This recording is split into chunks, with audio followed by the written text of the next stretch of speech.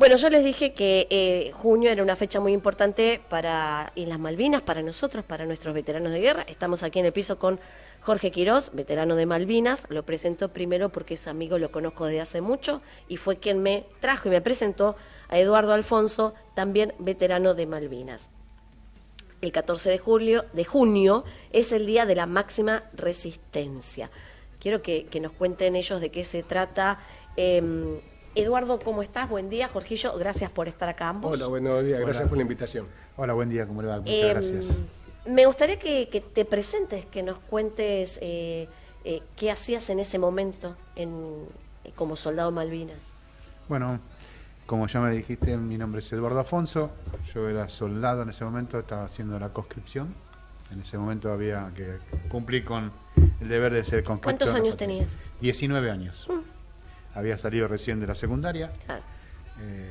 Y el 11 de enero me incorporaron del año 82, me incorporaron a la Fuerza Aérea y mi destino fue Comodoro Rivadavia, y el 20 de enero me llevaron acá a Río Gallego. Ahí en Río Gallego llegué el 21 de enero y empecé a hacer instrucción para ser soldado de la patria. Y bueno, mi destino era, fui a ser artillero antiaéreo. Toda la instrucción fue sobre cómo manejar un cañón antiaéreo de 20 milímetros Rheinmetall, que había adquirido la Fuerza Aérea en ese momento, en el año 78, con el conflicto de Chile. Así que en ese momento era una unidad, un cañón muy moderno. Bueno, hice toda la instrucción y después en febrero ya empezamos a estar en la base de Río Gallego. Ya habían dado de baja la clase 62. Y bueno, transcurrió todo el mes de marzo y en abril, cuando llega el momento de que no sabíamos lo que pasaba, el 2 de abril nos avisan que Argentina había recuperado las Malvinas, y en ese momento el oficial que estaba a cargo, que era el primer teniente Dalves, ordena que 9 cañones, 30 soldados y 9 suboficiales a partir del 3 de abril iban a ir a Malvinas. Nosotros nos enteramos el 3 de abril a la mañana con un listado que se ordenó por orden alfabético, así que yo era el quinto de los primeros 30. Mira. Nos dieron todo el uniforme de combate, el bolso de campaña. Y bueno, el 3 de abril llegan 3 Hércules a Río Gallegos, cargan 3 cañones en cada Hércules y nos dividen lo que era la gente oficiales, suboficial y los soldados en los 3 Hércules. Salimos a las 10 de la mañana, pero el 3 llegamos a Malvinas, pero no pudimos aterrizar porque todavía había semicombates, hoy la pista estaba todavía media obstruida con vehículos que habían dejado los ingleses, entonces no se pudo aterrizar. Volvimos a Río Gallegos y el 4 de abril a las 4 de la mañana salimos para Malvinas y a las 8 de la mañana llegamos a Puerto Argentino. Hasta ahí. Yo como siempre digo, yo me siento muy orgullosa de ustedes y muy respetuosa. Por eso siempre les digo, cuando tengo algún veterano acá, contestame lo que quieras y como quieras, ¿no? Porque sé que también son temas más sensibles que otra cosa. Ese chico de 19 años, ¿qué sintió cuando le dijeron vas a Malvinas y qué sintió cuando pisó Malvinas en ese momento? Cuando vino la notificación de ir a Malvinas, bueno, nos sentimos con mis compañeros muy orgullosos de pertenecer a esa parte de la ciudadanía que podía ir a hacer patria en Malvinas, después de recuperar, después de 195 años, ser parte del proyecto de recuperar las Islas Malvinas. En ningún momento pensamos que íbamos a estar en guerra, que íbamos a llegar a la guerra en sí, sino que era ir y recuperar, a sentarse, recuperar y después esperar, como nos habían dicho, que se iba a negociar y retirarnos y después seguir la negociación. Por eso digo, en ese momento lo veías como, bueno, recuperamos, listo, no guerra. Exactamente. Años después, ahora, ¿Qué notás diferente? ¿Qué pensás diferente de ese momento? Pensar no pienso nada, yo pienso que fue lo correcto lo que hice, lo que no quisiera volver, es decir, es volver a repetir en mi vida los 35, 40 días de combate que fueron del 1 de mayo hasta el 12 de junio que yo estuve en la isla. No quisiera volver a repetirlo, pero mis convicciones son que fue justo y fue correcto mi decisión. La decisión no pude tomarla, pero fue correcto haber ido a Malvinas a recuperarlas. Jorgillo, usted quiere preguntar algo, me parece. Sí. Me gustaría que cuente la historia de el primer Sijarra que tiraste. Bueno, la misión de la base aérea militar Río Gallegos con los 9 cañones y los oficiales y suboficiales soldados era defender la pista de Malvinas. Es decir, alrededor de la pista se formó como una cerradura que eran los 9 cañones nuestros, más 2 de 35 de ejército, más 2 de 35 de fuerza aérea. El objetivo era que la pista no sea bombardeada ni sea destruida, porque si era destruida, el puente aéreo entre Malvinas y el continente se acababa ese contacto y iba a ser muy difícil tener el abastecimiento y lo que sea, todo lo que era retirar herido y todo eso.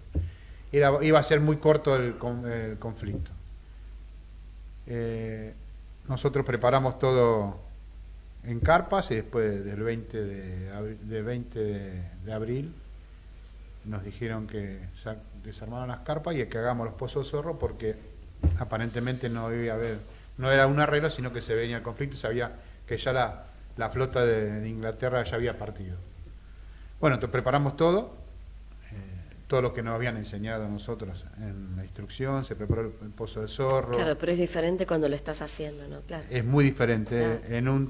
Y además con 19 años, a ver, uno ve a un chico de 19 años y dice, claro, ¿qué preparación podés tener? La preparación en la que tenés la fuerza, el valor y el coraje. Sabíamos cómo manejar, cómo preparar un cañón, cómo limpiarlo, cómo cargarlo, cómo tirar con pero preparar algo para un evento bélico no teníamos ni conciencia. Pero bueno, aparte en un terreno que Malvinas era un terreno muy frío, distinto. Claro, a lo que además no estaban... Claro. Era frío, muy llovinoso, pero el terreno era esponjoso, la turba era esponjosa. Es decir, cavábamos... ninguno está acostumbrado a eso, o sea, venían muchos chicos del norte, los de provincia de Buenos Aires tampoco, o sea... No, es decir, todo lo que veíamos allá era todo lo diferente lo que era. Claro. Ahora, en Río Gallegos podíamos tener el viento, pero no era el clima parecido, muy parecido, o sea, pero sin ningún distinto. Tipo de entrenamiento en ese tipo de campo, o sea, no es lo mismo. Claro. Bueno, llegaron esos 20 días, se preparó todo, y bueno, el 1 de mayo a las 4:20 de la mañana, ya hacía 5 días que estamos en alerta roja, todo lo que volaba sobre Malvinas era enemigo, a partir de las 6 de la tarde hasta las 6 de la mañana del otro día. Y el 1 de mayo se siente unas turbinas que venían en el cielo, y bueno, a las 4:40 el Burka hace el primer ataque, que tira 22 bombas de 1000 libras y no impacta en ningún lado, solamente impacta en los 2 radares y en una posición que estaba una carpa armada, que había unos soldados de Marina y de Fuerza Aérea, que no, gracias a Dios la Fuerza Aérea no pasó nada, pero en Marina fallecen 2 soldados y 2 suboficiales quedan heridos. Ese fue el primer ataque a las 4:30 de la mañana.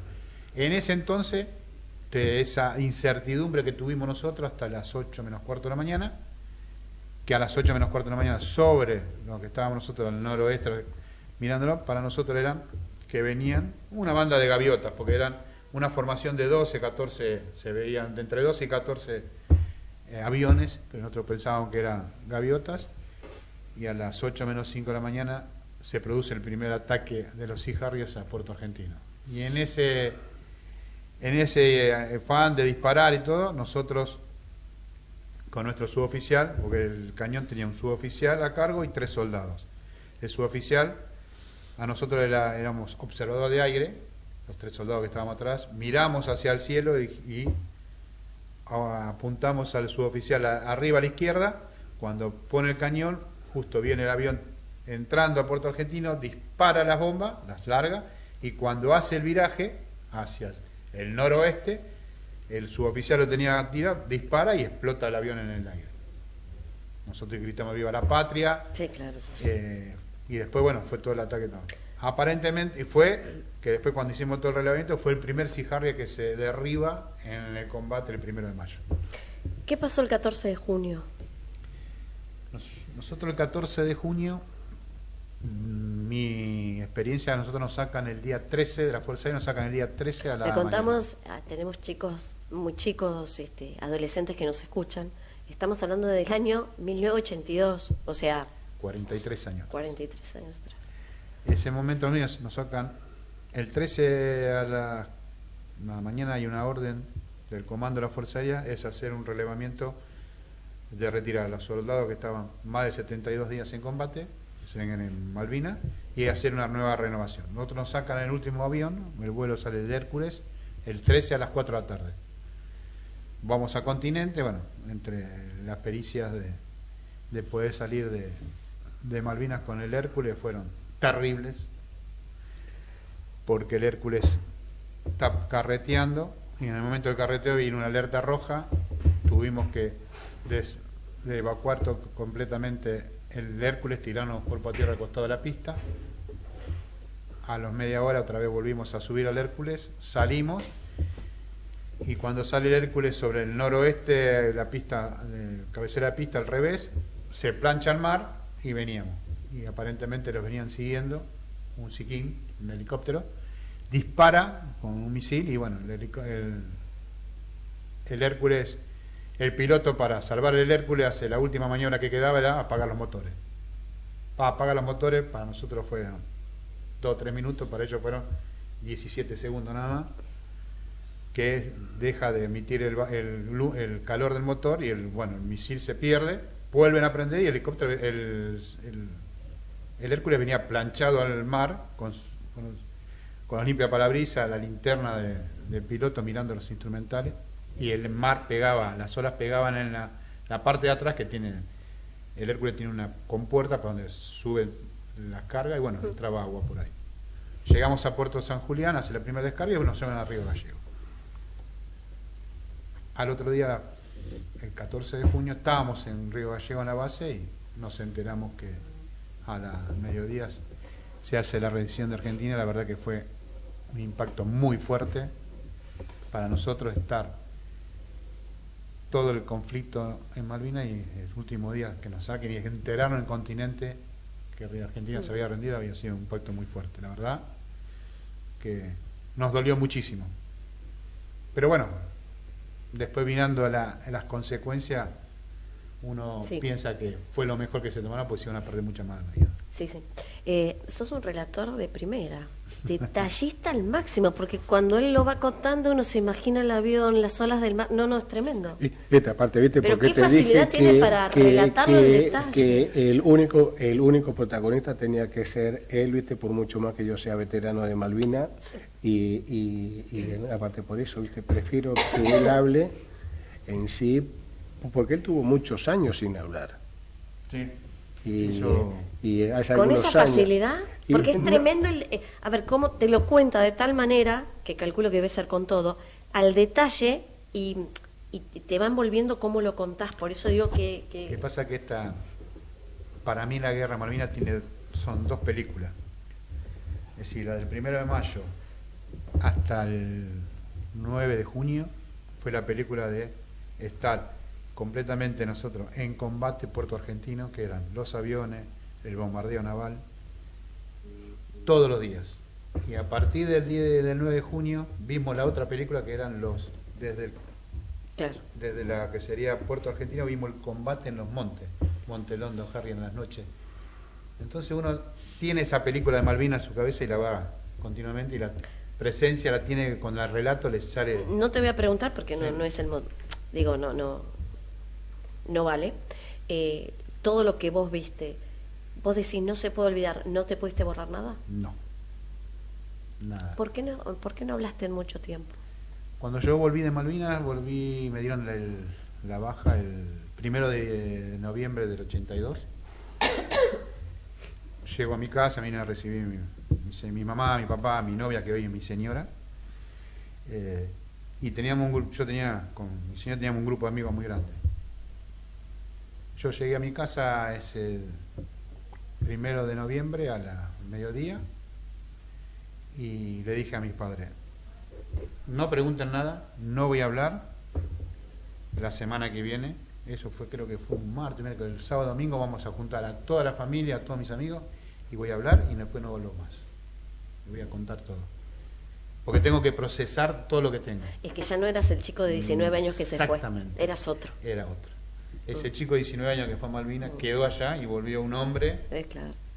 Con otra experiencia, otra vivencia que no iba a tener ninguno de los que te rodeaban. Exactamente. Claro. Es decir, mis amigos, mi familia, yo les comentaba lo que pasaba y ellos a veces preguntaban cosas que no entendían por qué contaba. Son vivencias que quedaron allá y que van a quedar y me van a quedar a mí. Yo en el 2010 ya volví a Malvinas. Te iba a preguntar eso. ¿Volviste? Yo volví a Malvinas en el 2010. Fue una reunión con mi amigo hermano de la guerra que vive en San Pedro.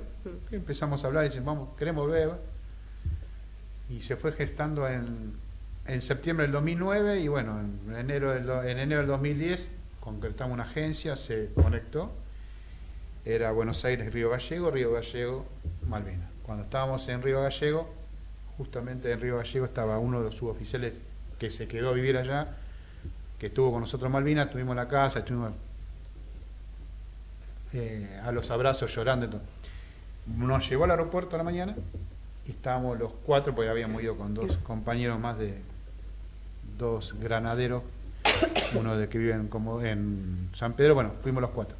Nos sentamos ahí en la mesa esperando el vuelo de Lana a Malvinas y dijimos, ¿ahora o nos volvemos? No hay vuelta atrás. Y se hizo un silencio de unos 2 o 3 minutos y dijimos, vamos. Ay, ¿qué sentías vos antes de volver a Malvinas? O sea, en ese trayecto, ¿qué pasaba por tu cabeza o por tu corazón? Quería volver a ver un chico de 19 años que estaba en Malvinas, reconocerme, volver a ser ese joven y después encontrarme con mis cosas que habían quedado en mi posición, porque nosotros cuando nos dan la alerta que nos tenemos que ir, dejamos todo, y había algunas cositas mías, algunas cartas que habían quedado que no podía retirar porque en ese momento fue muy rápido, y que mis compañeros que cuando llegan al pozo y las ven, las recuperan, pero cuando después quedan prisioneros se las sacan y no pudieron llegar. Había quedado un grabador que había llevado yo y había un montón de cositas. En esa mochila que yo tenía colgada después del 82, tenía que vaciar muchas cosas. Claro. Llegás a Malvinas, ¿y qué pasó? Llegamos a Malvinas y bueno... Por segunda vez. Por segunda vez.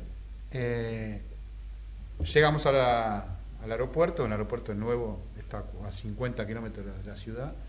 Nos llevan con el micro hasta el hotel.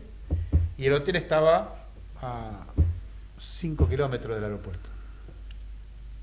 Y allá muchos no nos quieren hablar en español.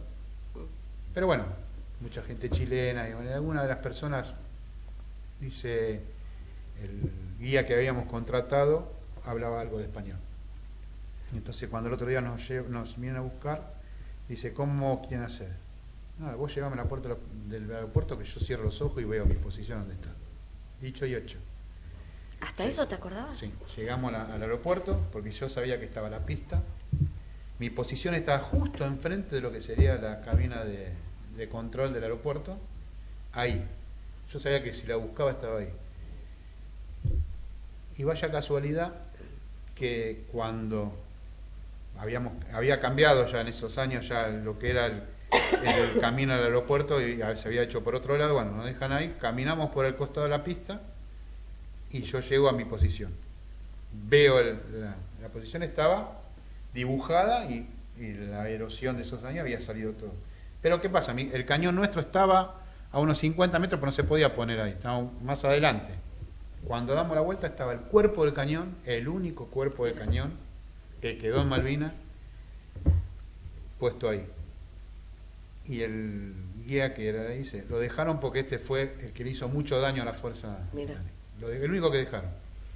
Entonces, bueno, estar en mi posición, me dejaron solo, lloré, y encontré lo que era una crema de afeitar, Palmolive, estaba una de las hojitas de afeitar, estaban los cables de comunicación, había un pedazo de capa poncho, había un pedazo de juego como si un Scrabble y un calentador, que donde poníamos la pastilla nosotros que nos mandaban y calentábamos el agua, el mate cocido, lo que sea.